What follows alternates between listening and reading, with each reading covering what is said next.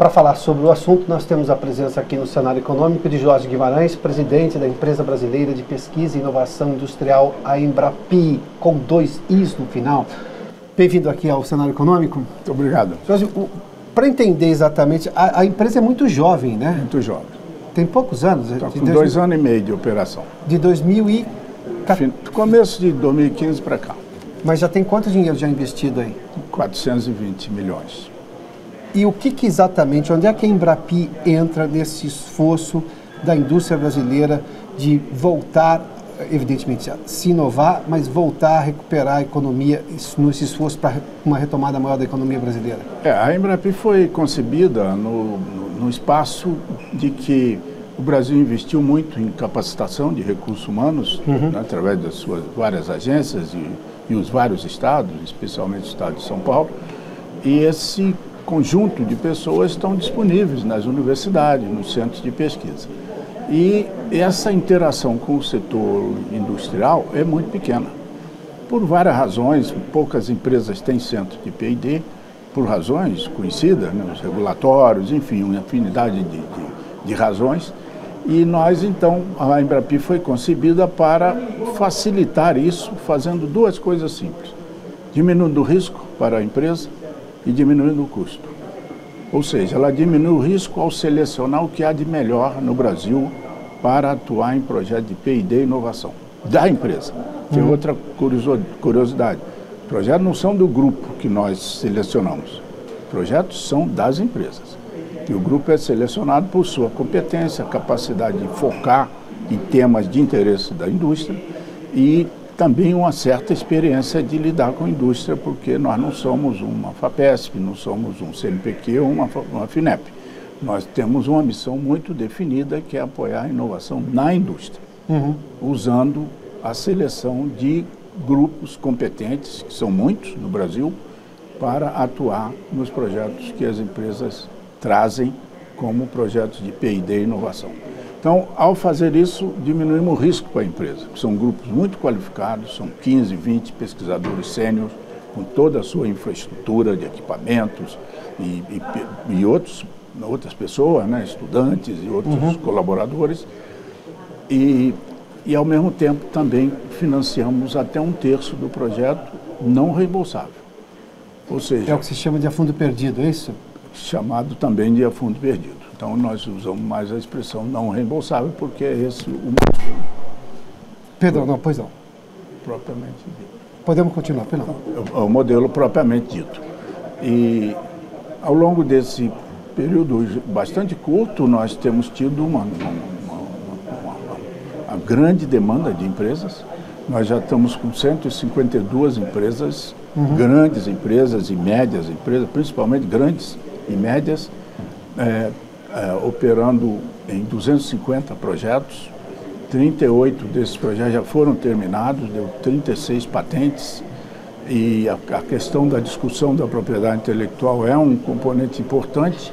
Nós não nos metemos nisso, isso é uma discussão entre a empresa e a unidade, portanto, facilita a empresa muito. E qual unidade, só para entender? A unidade Embrapi, que é esse grupo de pesquisas que nós selecionamos, é passado a chamar Unidade Embrapi. Temos 34, chegaremos a 42 até o fim do ano. São Paulo tem 10, que há de melhor em São Paulo. Teve uma parceria com o Sebrae Nacional recente agora, não teve? Temos uma parceria com o Sebrae Nacional, temos parceria com a FAPESP, temos parceria com o Banco de Desenvolvimento, já 3 deles, o do Sul, o de Minas, o do Nordeste. Esse financiamento, o projeto que tem um custo definido, a Embrapi entra o quê? Com 1/3 dele? 1/3 do projeto. Ou seja, não reembolsável. Não reembolsável. O que diminui, evidentemente, o custo então, do financiamento. Diminui e garante que é um grupo muito qualificado do que seria a empresa buscar um bom pesquisador, que é sozinho, não tem o dinheiro prévio como nós já garantimos, não tem os equipamentos todos. Aí, no nosso caso, é um grupo, são 15, 20 pesquisadores sêniores. Portanto, toda a sua infraestrutura. Aqui no estado de São Paulo, como eu disse, nós temos 10, né? A USP tem 4 unidades, os outros são o CPQD, o Eldorado, em Campinas. A Universidade de Campinas tem uma unidade nova, é a primeira da Universidade de Campinas. Enfim, essas unidades, tem o IPT, que é um dos pioneiros aqui, nós também. O IPT tem 2 unidades nossas, uma na área de materiais e outra na área de biotecnologia. Para nós posicionarmos o nosso espectador, para dar um exemplo, quais foram as pesquisas que foram hoje, os projetos que foram já financiados pela Embrapi? Nós temos vários exemplos.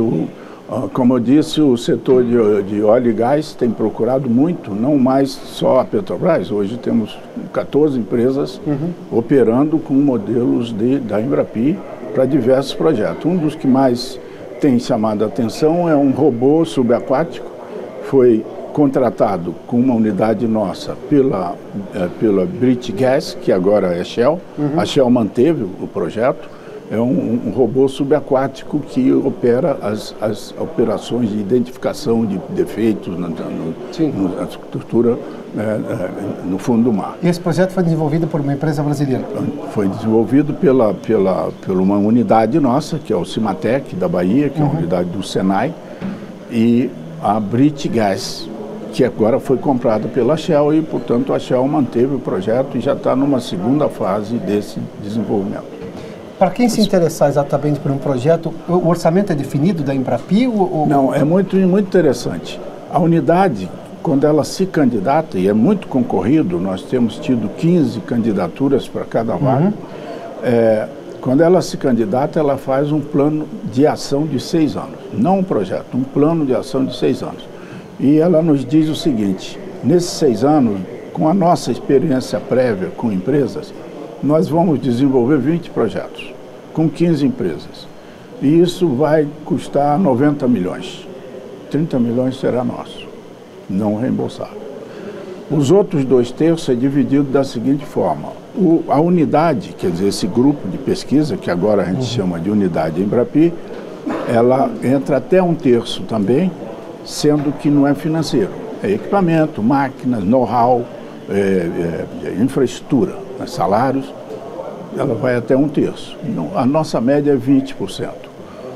E nós não queremos que eles subam muito, porque abre espaço para os parceiros, que são muitos, como eu já disse, né? No Estado de São Paulo tem a FAPESP, temos bancos de desenvolvimento, tem a FINEP, tem o BNDES, temos vários parceiros que complementam aquela parte, se for necessário. E a empresa é no mínimo 1/3. Então a média nossa hoje é 33% nosso, 21% das unidades e 47% das empresas, ou seja, bom negócio. E com aspecto de inovação, no momento que nós estamos na economia. E projetos de inovação, não são projetos de prestação de serviço, isso nós não valorizamos, não computamos, não aceitamos como parte da competência da unidade. Muitas têm um pouco de prestação de serviço, mas nós não valorizamos isso. A diferença é o seguinte: um projeto de prestação de serviço custa aí alguns milhares de reais.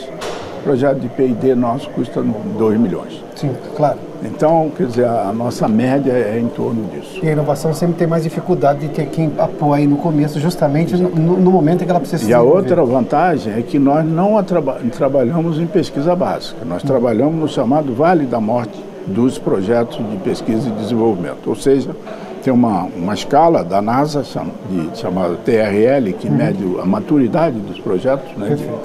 Vai de 0 a 9. 0, 1 e 2 é pesquisa básica, nós não trabalhamos aí. Nós trabalhamos de 3 a 7. 8 e 9 já é scaling up dentro da empresa, do projeto que foi desenvolvido. Então, Jorge, obrigado pela gentileza da entrevista aqui. Obrigado pelo convite.